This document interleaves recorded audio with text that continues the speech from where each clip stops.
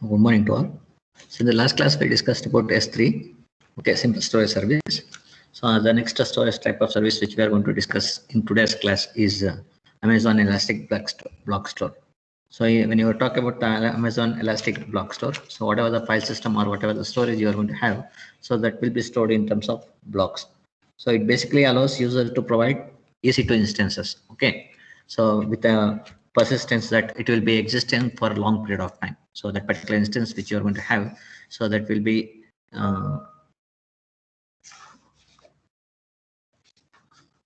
existing over a long period of time. So it will be existing over a long period of time. You can see it here. So that particular storage which you are going to have, it will be running on top of the instances. Okay, so that means what? So you have to mount that particular storage service. So whatever the existence of this particular storage service you are going to have, so that will be in the form of volumes. Okay, so that will be in the form of volumes, it will be stored. And whenever you are going to start the instance, so for example, if you start the EC2 instance, so on top of your EC2 instance, this particular block volumes, the Amazon Elastic Block Store volumes will be mounted. So and it will be mounted at the time of the start of your instance. So you are going to start the instance, right? So as we have discussed in the previous classes. So when the start of the instances, it is going to be mounted. Okay, so that is what it is. So normally this, when you talk about the A-base volumes, so it is going to be it is going to have in the same availability zone of the EC2. So that means, so availability zone is nothing but where that particular data center is residing. Okay, so you are going to have the data centers in different parts of the world. Okay, so here we are going to have that. So whatever the E-base volumes you are going to have to be mounted onto a particular EC2, so that has to be reside inside a same availability zone of where the EC2 instance is residing. So then only it can have the maximum performance. So then only you are going to have the maximum performance of that one. Okay, so normally if you talk about the Amazon Elastic Block Store, so it can accommodate up to 1 terabyte of space. So if you take so it can accommodate 1 terabyte of space. Okay, so now it will be accessed in terms of blocks. Okay, so that's how it will Amazon EC2 will be accessed. Okay, so once the mounted as volumes, so once it is mounted on the volumes, what it is going to have is, so it is going to basically running in the background. Okay, so it will be in the background, and according to the request made by the operating system, so that particular storage service will be accessed. So totally it depends upon the request made by the operating system. So this particular, so depending upon the request of the operating system, that you have to keep in your mind. So it will work with respect to the request of the operating system. So that is how your Amazon Elastic Block Store is going to have. So now whatever the expense you are going to have here in your Amazon Block Store, so if you talk about the expenses, so that is how much it has been amount will be leveraged on the user. Okay, so it is cost generated by the amount of storage acquired in S3 and the number of IO requests which you are going to make. So that means whenever you want to make the access with respect to that particular storage, so depending upon the access of that particular storage, or if and the number of IO operations what you are going to make on that particular storage, so your amount will be charged. So now currently, so when according to the statistics, normally they will charge you up to $1. Okay, so up to $0.1 they are going to charge for per GB per month. Okay, they are going to charge at this particular rate. So it is going to charge at $0.1 per GB per month. Okay, so they are going to charge in this particular fashion. So normally they are around one. If you are going to have the 1 million request, we are going to have, so per volume. So normally it will be having more. If the more the request has been done, the more the amount of charge you are going to incur in for your Amazon Elastic Block Store. So whatever the storage you are going to have, that will be in terms of your blocks. So it is going to have the blocks. So I think all of you know how the block storage will be happening. So it will be having some address on top of that one. With respect to the address, it is going to be accessed. Okay, so the block address will be there. So that is how your Amazon Elastic Block Store is going to work. So the next is Amazon Elastic Cache. So when you're talking about your Amazon Elastic Cache, how it is implemented. So basically, your Amazon Elastic Cache is nothing but it's an implementation of an Elastic in-memory cache based. So in-memory cache. So that whatever the normally cache you're going to have, the same type of memory you're going to have, which is near to the processor. Okay. So when you're going to have the cache, what is going to happen? So it is going to improve the performance of the system. Okay. So it is going to improve the performance which you're going to have. So it is totally, if you are going to have the Amazon Elastic Cache, it's basically built on top of the cluster of EC2 instances. So you're going to have a number of EC2 instances. So you're going to have a number of EC2 instances, right? So I'm going to have EC2 instance 1, second instance 2, third instance 3. So it is going to have a group of instances. Okay, so it is going to have the group of instances you're going to have. So this you can take it as instance 1. This you are going to take consider as instance 2. So this you are going to take it consider as instance 3. Okay, so depending upon that one, so you are in cluster of top of your instances, this particular memory cache will be implemented. So now, so what it is going to run. So if it is particular Amazon Elastic Cache, it is going to be used. So it's mainly based on the cluster of EC2 instances. Okay, as I told you that, so cluster is group of instances which you are going to have. So that particular instance, what this particular cluster you are going to have, that should be running the caching software. So one thing you have to keep in mind that this particular cluster should be running the caching software. So now this particular caching software which you are going to have, so that will be made available through web services. Okay, so that will be made available only through the web services which you are going to have. So when you are going to have the web services, so you are going to have the both your client and server mechanism is coming to the picture. So which is made available through the web services which you're going to have. So here you also have the Elastic Cache. So even if you take any storage services, it will be having the size, right? So when you're going to have the size here, so even the cache cluster which you're going to have, which is implemented on top of your EC2 instances, so it can be dynamically resized. Okay, so depending upon the demand of the client application. So if sometimes the client may requires 500 kilobyte of spare cache, and sometimes I require 1 kilobyte or 4 kilobyte of cache, and sometimes I'm going to have this 8 kilobyte of cache. So that depends upon the user or the client. Okay, so the client is going to access to the ask to the server to provide the resources. What type of resources it is going to ask? It is going to ask the resource of Elastic Cache. So this particular Elastic Cache can be dynamically resized according to the need of the user or according to the need of the client application. So here, who is going to use the client application? The user is going to make use of the client application. So depending upon the requirement of the client, that particular storage will be given. Okay, so now when you are going to have this particular Amazon Elastic Cache, so it is going to have the automatic patch management and failure detection. So you're going to have the, it is going to provide you the facility of automatic patch management. Okay, so automatic patch management and failure detection will be there. So failure detection is going to happen.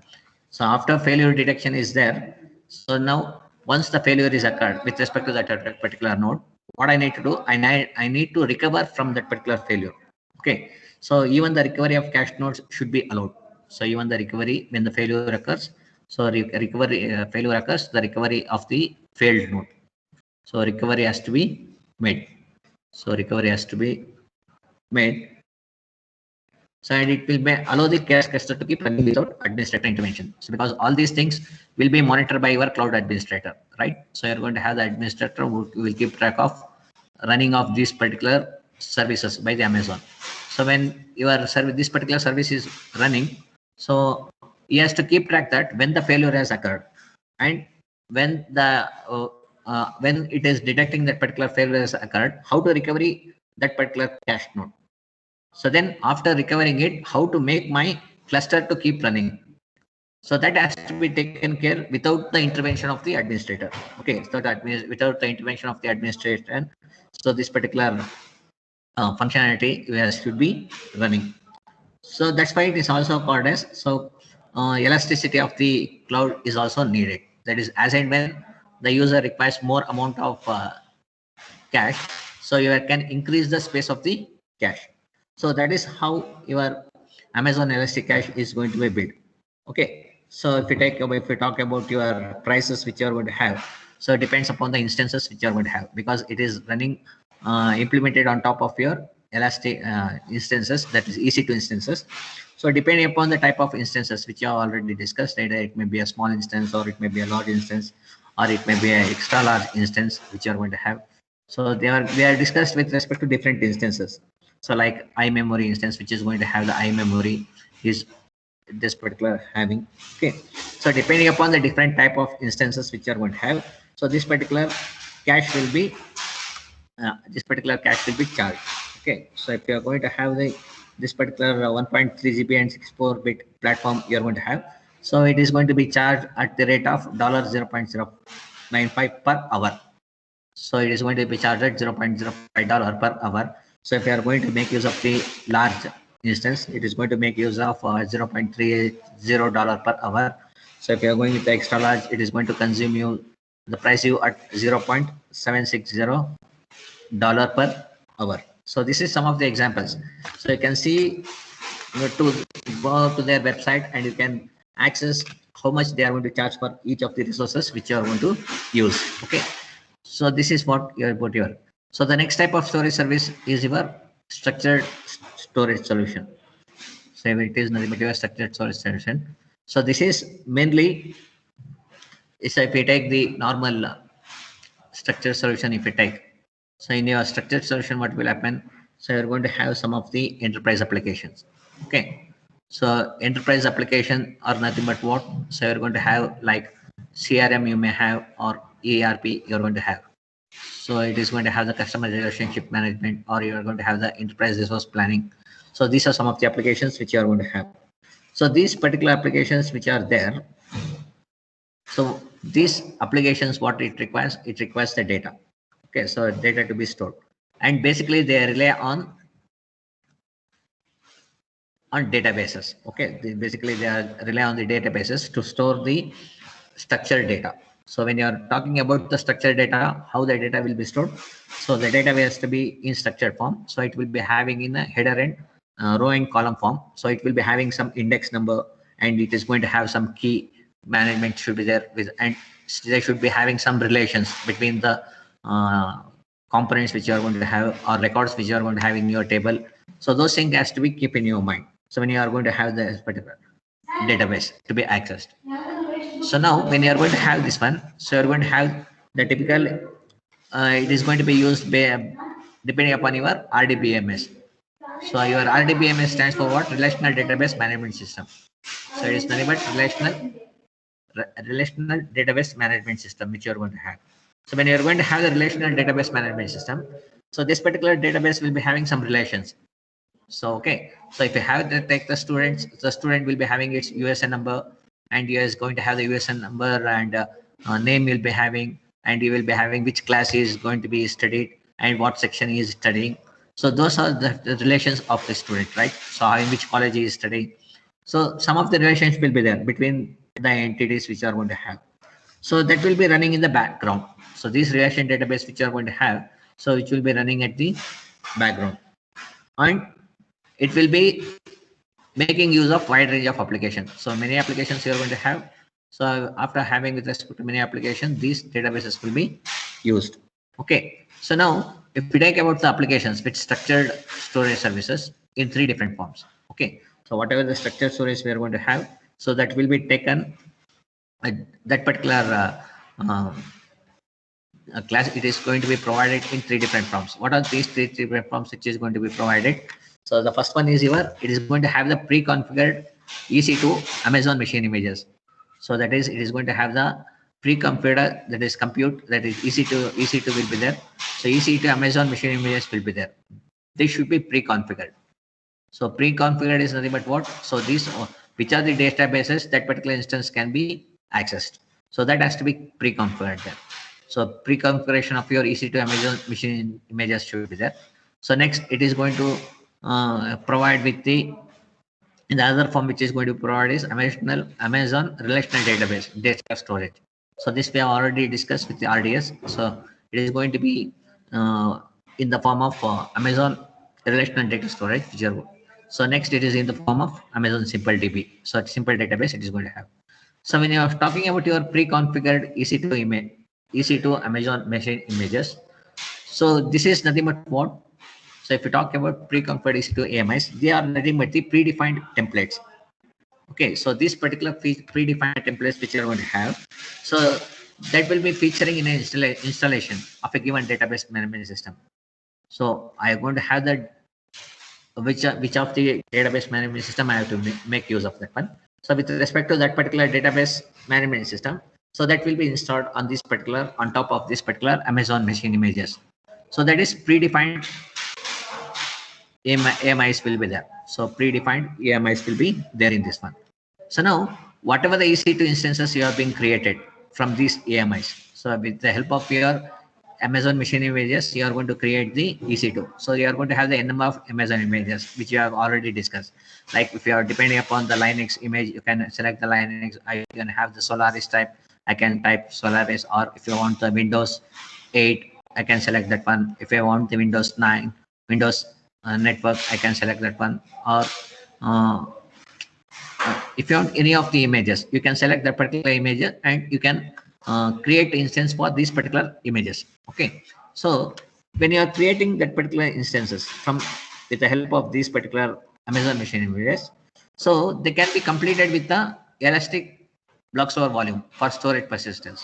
Okay, so when you want to have that particular storage to be hold for longer duration, so if that particular instance wants that particular storage to be used for the longer period of time, so then I'm going to make use of your elastic block store. Okay, so that I'm going to make use of the elastic block store volume. So if I want to for longer duration. So some of the database which you are going to use here is your Amazon IBM DB. Okay, so that available which you are going to have. So if you are going to have the available AMIs, include installation of IBM DB, okay, it will be there. Microsoft SQL will be there. MySQL will be there. Okay, Oracle is there. PostgreSQL is there. Sybase is there. So these are some of the databases which is having the different AMIs. That is, this is having the Amazon machine images with respect to the storage. With respect to the storage. So with respect to the computer also, it is going to have the AMIs. Okay, so different AMI will be there for differently for your computer also. Different AMIs will be there for your storage also. So if you take for AMIs, the different AMI for your storage is IBM DB, Microsoft SQL Server, Microsoft SQL Server, MySQL, and Oracle, and PostgreSQL, Sybase, and Vertica. So these are some of the available AMIs. Okay, so now next, when you are going to use this particular RDS, okay, so next is your Amazon RDS is going to come into the picture. So why we want that one? So after the solution we are going to have here, so that is going to have some burden on the administrator.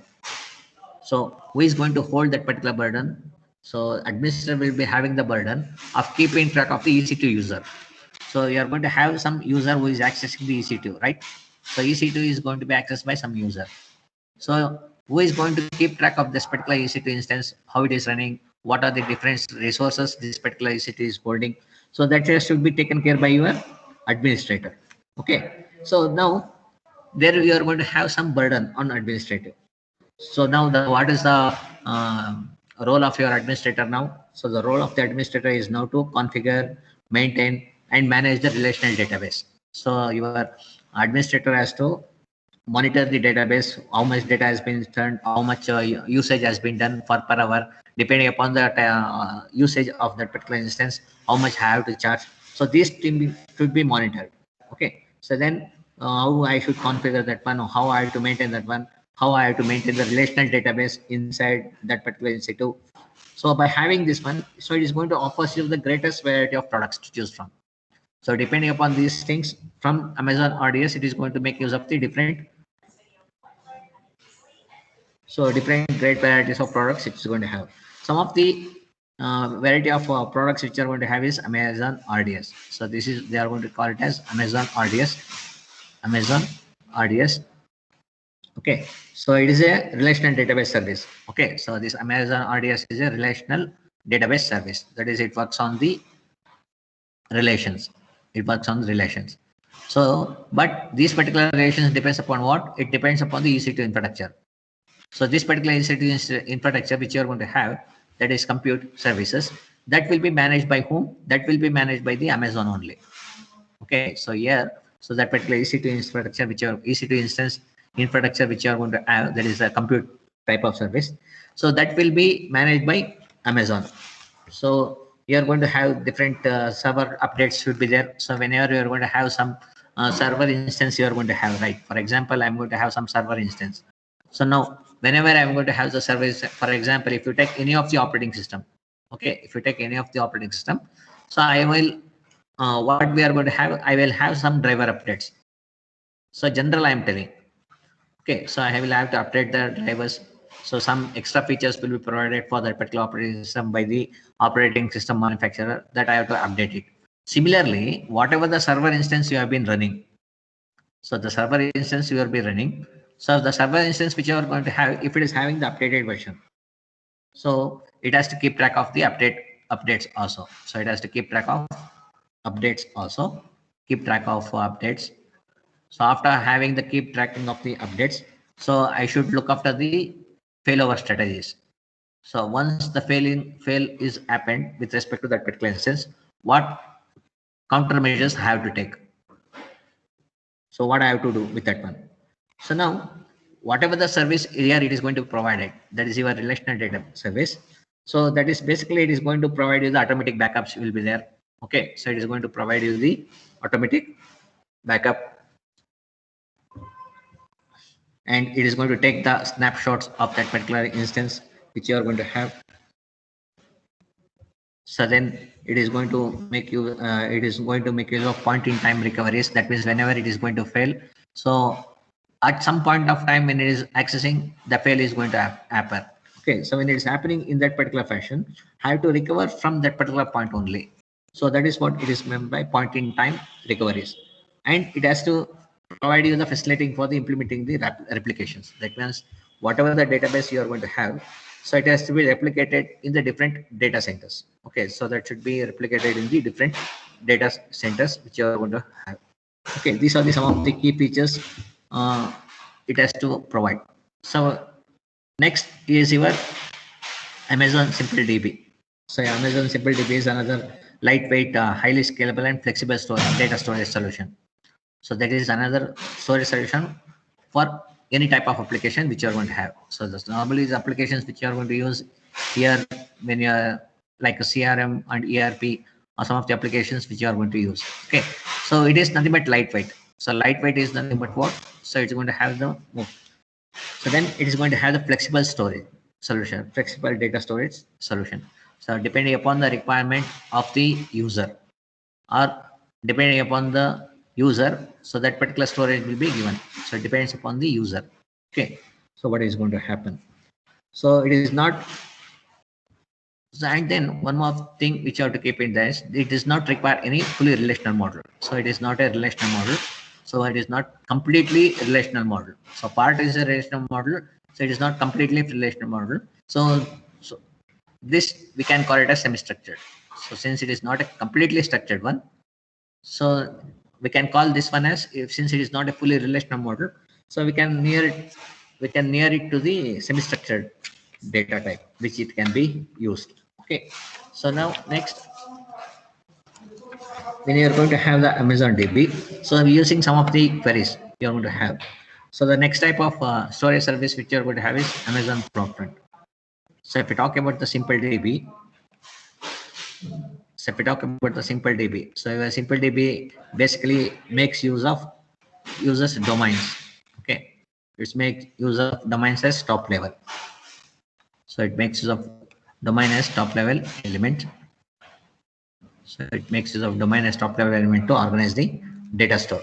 So now when you are going to have the domains which is operating at the top level, okay, So what this particular domains will do? So what these particular domains is going to do? So these domains are nothing but, so they are going to compare to tables, comparable to tables in the relational model.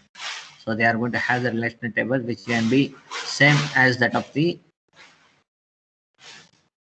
comparable of relational model.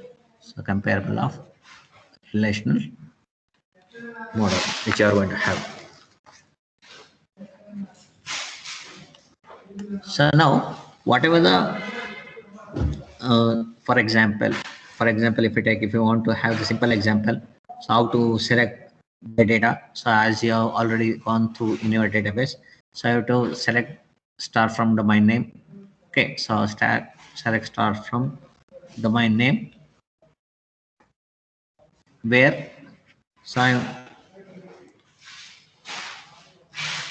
I'm going to specify the attribute. Depending upon that particular attribute, the values has to be retrieved. So depending upon the attributes, that particular value has to be retrieved. So that's how it is going to happen. So now here also the same thing. You can make select what data to be retrieved from the database. So it is going to provide efficiently. It is going to provide the Amazon Web Service users with a scalable and fault tolerant service. So your simple DB is going to provide you the scalable and fault tolerant service. So it's going to provide scalable and fault tolerant service. Okay. So we're going to provide you the tolerant service. It's going to provide. Okay, so this is one of the features of your simple DB. So next, when you are going to have here, so the next type of storage service is nothing but your Amazon CloudFront. So it is similar to your content delivery network. So you're going to have the contents, so that particular contents will be delivered across the network, so using the network. So when your content is delivered across the network, what it should contain the different servers. Okay, so if we talk about the Amazon CloudFront, so Amazon CloudFront, as I were telling that, it is a content delivery network. So it is content delivery network on top of what? On top of distributed storage infrastructure. So it will be running on top of the distributed storage infrastructure. So as the name indicates, distributed, so it won't be in a single place. Okay, so it will be having the distributed storage infrastructure which you are going to have. So now when you are going to have this particular type of storage infrastructure, what it is going to have? So it's going to have the collection of 8 servers. So it is going to have the servers. Okay, so these particular servers which you are going to have, so that will be located across the globe. Okay, so that will be located across the globe to better serve requests for static and streaming web content. So you are going to have the contents with respect to the web. So contents of web, if you take, so there are two types. One is you are going to have the static content also. So other is you are going to have the streaming content also. So one is the static content, other is the streaming content which you are going to have. So now whatever the content you are going to deliver, so whatever the contents you are going to deliver through CloudFront is static. Okay, so if your content is delivered is through CloudFront is static. So if, for example, it is HTTP and HTTPS.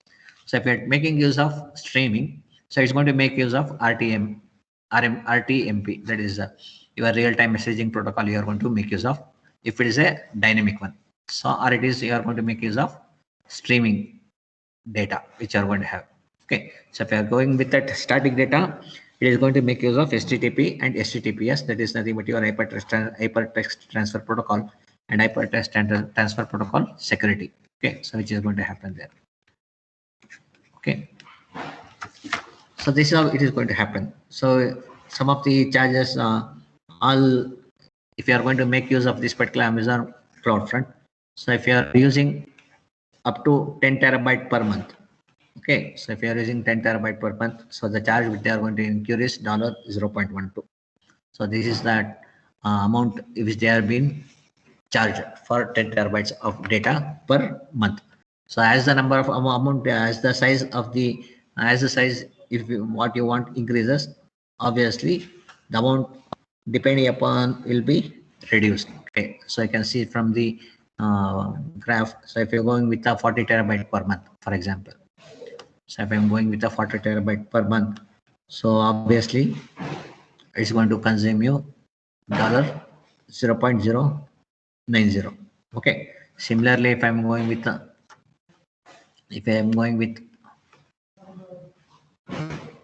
terabytes per month, so if I'm going with 100 terabytes per month, so the charge which they are incurred for that one will be 0.070.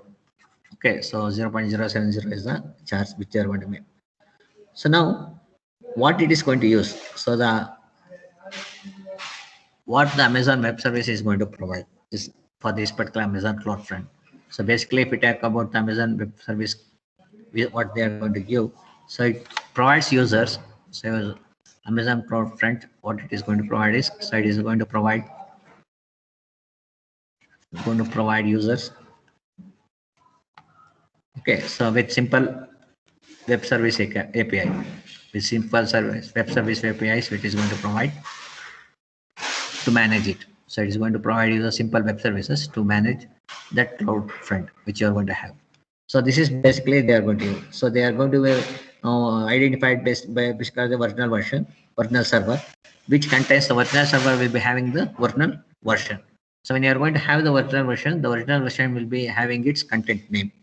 Okay, so the original version, if you take, so the original version of your Amazon CloudFront which you are going to have, so that will be designed under the domain name. Okay, so that will be designed under the domain name called as cloudfront.net. So that will be designed under cloudfront.net, which you are going to have.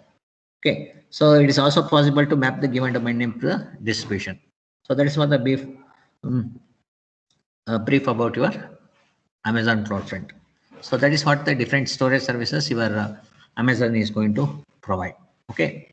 So the next, when you are going to have, so the next type of service is provided by your Amazon Web Services communication service. So anybody having any doubt with respect to storage? So in the storage, we discussed about 5 different storage. One is S3. So the next is Amazon Block Store. Okay, Amazon Block Store. And the next one is your Amazon Elastic Cache. Amazon Elastic Cache we discussed. Structured solution we discussed. Along the structured solution, we are going to have the Amazon DB and Amazon CloudFront, which you are going to have. Okay. So now these are the different storage services which your Amazon is going to provide. So apart from this, so the next type of service which your Amazon is going to provide is your communication services. Okay, so the Amazon is going to provide you the communication services. So what it is going to provide when you start discussing with respect to the Amazon Web Services. So in the communication services which you are going to have, so what it is going to provide? So it is going to basically provide facilitate to structure and facilitate the communication among existing application.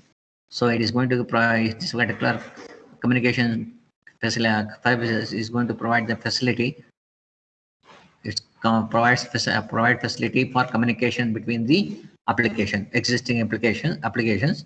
So that will be running inside your AWS infrastructure. So that is the important thing. So whatever the AWS infrastructure which you are going to have, if that particular application is running within the AWS infrastructure. So for those type of application, it is going to provide the facility. Okay, so whatever the communication you are going to do, so it is going to provide. So one thing you have to keep in your mind is that will be given for the service which is residing inside the AWS infrastructure. That means that will be having EC2 on top of your EC2. You are going to have some storage on top of storage. You are going to have some applications will be running, right? So for these type of applications, CSG is going to provide you the networking, that is networking or communication services which you are going to have. Okay.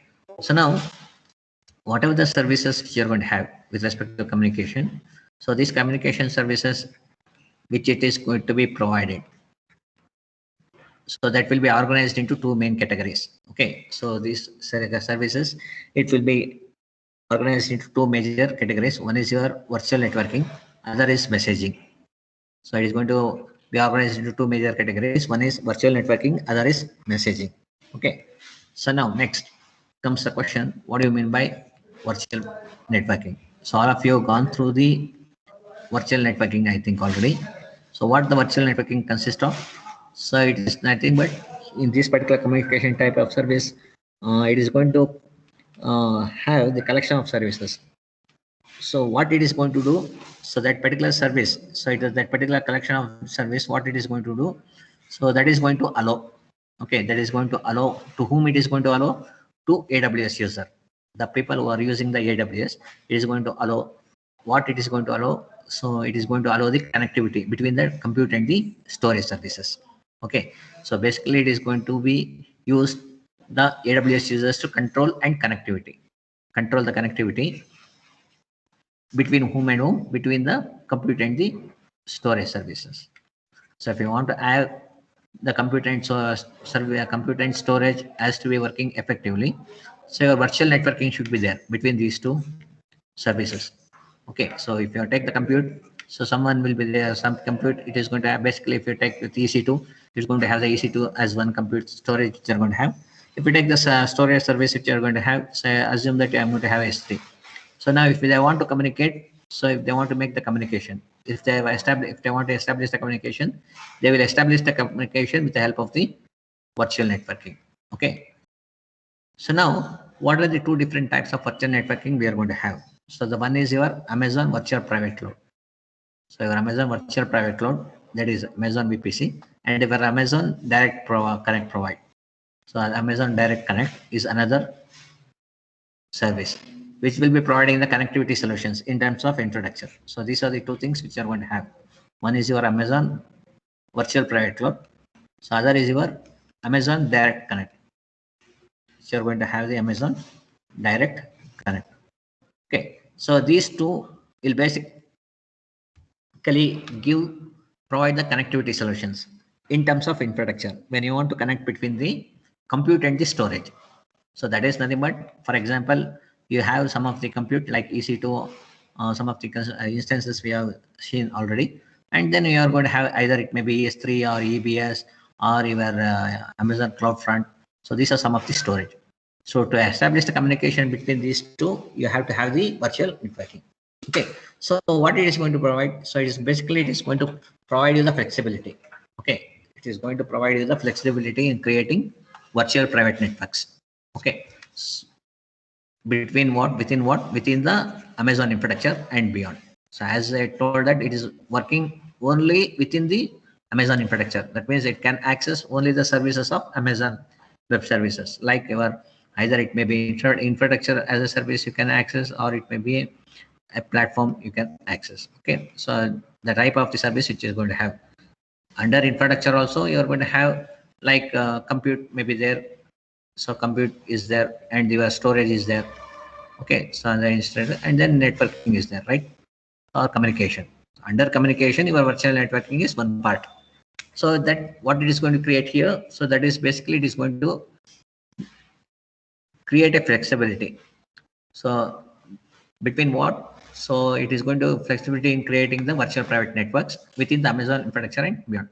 So it is going to make use of different services like messaging. It is going to do what are the different messaging services it is going to provide. So the messaging services, so the it is going to provide here is one is your Amazon Simple Queue services, which is going to have. So when it wants to connect applications by leveraging AWI capabilities. So when it wants to connect, so it's going to make use of three different messaging services. So the three different messaging services are, one is Amazon Simple Queue service, other is your Amazon Simple Notification service, other is your Amazon Simple Email service. So these are the three messaging service which your Amazon is going to provide when you want to establish the communication between the compute and the storage. So when you want to establish the communication between the compute and the storage, you are going to make use of these three messaging services. What are these three messaging services? One is your Amazon Simple Queue service, other is your Amazon Simple Notification service, third one will be your Amazon Simple Email service. Okay, so these are the three different services which it is going to be provided. Okay, so I will stop here now for today. So in the next class we will start with your So what are different um, services which is provided by your Google? Okay. So anybody having any doubt, you can ask.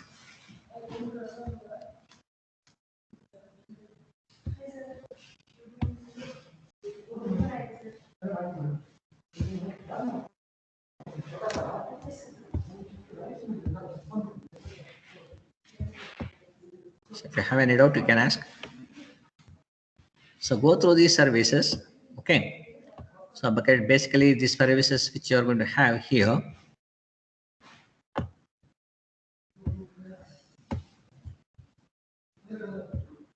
So if you study, if you become perfect in any one of the services, in either in compute or storage or in communication, that is more than enough for you to fetch a job.